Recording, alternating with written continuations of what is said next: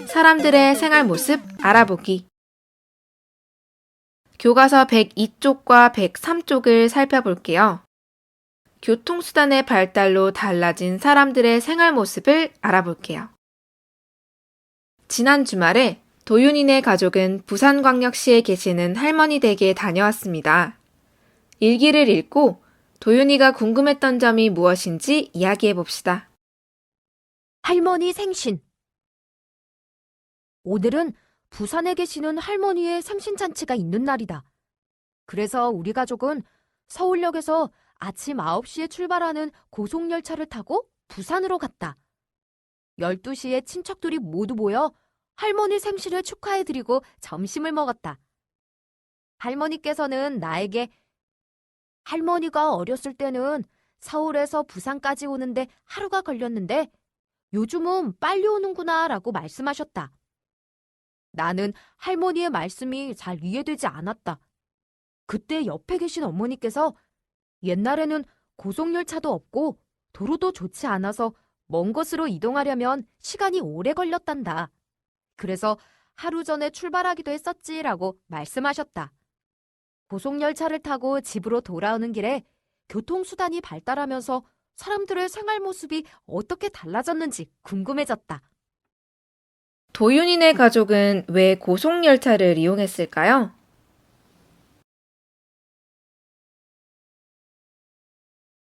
네, 맞아요.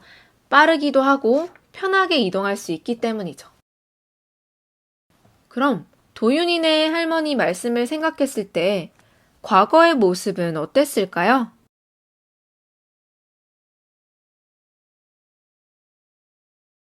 그렇죠. 먼 거리를 이동할 때 엄청 시간이 오래 걸렸을 것 같아요. 그럼 103쪽으로 넘어가 볼까요? 집으로 돌아온 도윤이는 서울에서 부산까지 가는데 걸리는 시간을 조사해 봤습니다. 교통수단이 발달하면서 서울에서 부산까지 가는데 걸리는 시간은 어떻게 달라졌을까요? 서울에서 부산까지 가는 방법에는 어떤 것이 있나요? 걸어서 갈 수도 있고요.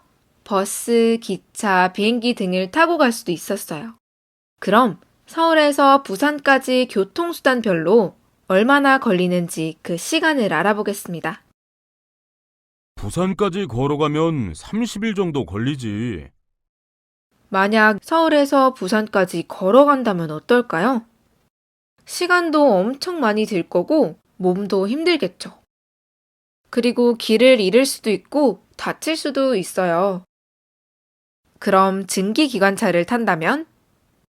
증기기관차를 타면 17시간 정도 걸려.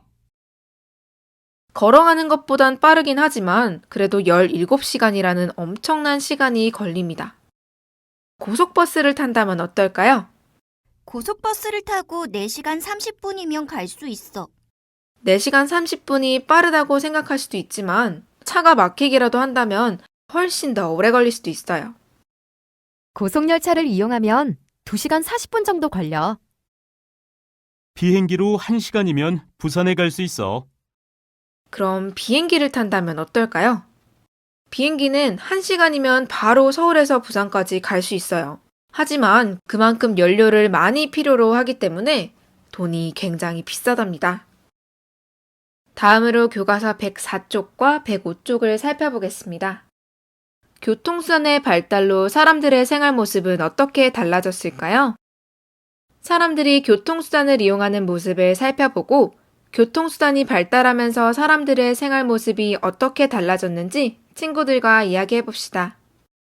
그림 중에 일상생활에서 볼 수 있는 교통과 관련된 시설은 어떤 것이 있는지 찾아봅시다.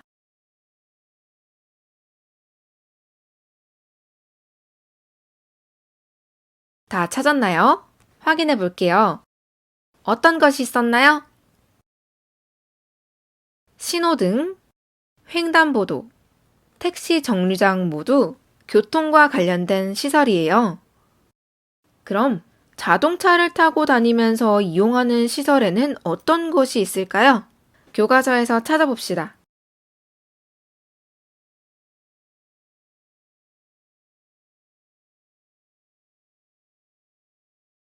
자, 확인해 볼게요. 자동차와 관련된 시설은 기름을 넣어야 하니까 주유소가 필요하고요. 또 고속도로에서 잠시 쉬고 음식을 살 수 있는 휴게소가 있고 자동차를 잠시 주차해둘 주차장이 필요합니다. 자동차와 관련된 시설이 생겨나면서 새로 생긴 직업은 어떤 것이 있을까요? 버스기사, 택시기사, 그리고 교통경찰관, 또 신호등이나 교통 관련된 기구들을 수리해주는 직업이 생겨났죠. 그럼 다음으로 고속열차, 지하철과 관련된 시설은 어떤 것이 있을지 찾아봅시다.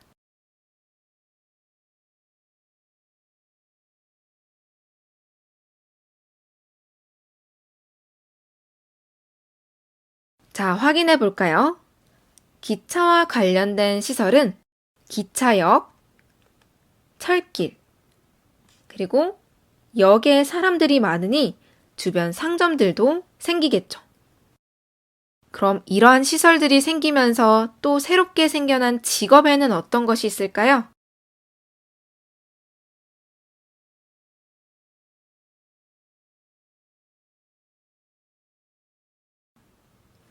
맞아요. 철길을 만드는 사람도 필요하고요. 기차를 운전하는 기장, 또 기차역에서 일을 하는 사람들, 기차역 주변 상점에서 일을 하는 직업들이 있겠죠. 다음, 배와 관련된 시설은 어떤 것이 있는지 찾아봅시다.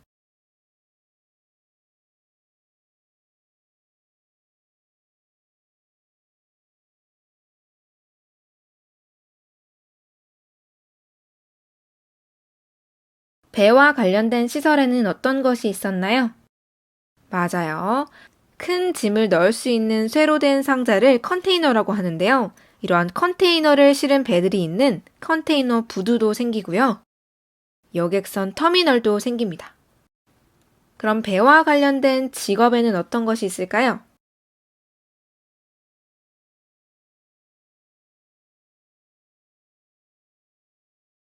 네, 배를 운전하는 선장, 배 안에서 일을 하는 크루즈 승무원과 같은 직업들이 새로 생겨났어요. 그럼 마지막으로 비행기와 관련된 시설은 어떤 것이 있을지 빠르게 찾아봅시다.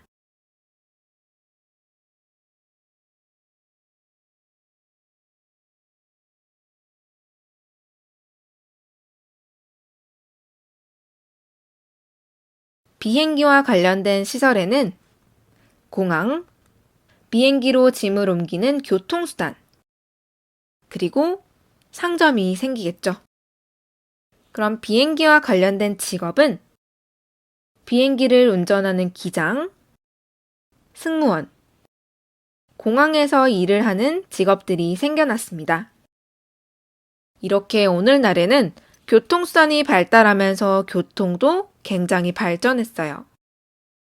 교통이 발달하면 우리 고장의 모습은 어떻게 변화할까요?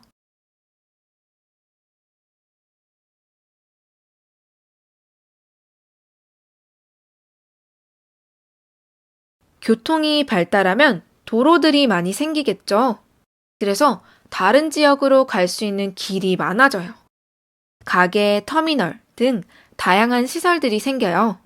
이렇게 다양한 시설들이 생기면 사람이 모이겠죠? 사람도 많아집니다. 또한 사람들이 많아지니까 여러 가지 새로운 직업들도 생겨나겠죠? 이렇게 시설도 생기고 사람도 많아지고 직업들도 새롭게 생겨나면 고장은 큰 도시로 발달하게 됩니다. 다음은 과제입니다. 오늘날 교통수단이 옛날에 비해 좋아진 점을 3가지 이상 배운 공책에 적으세요. 두 번째는 교통수단의 발달로 인해 바뀌는 고장의 모습을 3가지 이상 적어보세요.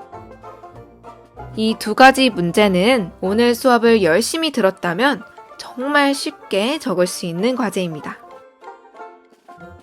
아쉽게도 이번 사회 수업은 여기까지예요. 오늘도 열심히 공부한 여러분 정말 고생했어요. 다음 시간에는 달라진 생활 모습을 조금 더 자세히 알아볼게요. 그럼 다음 시간에 만나요. 안녕.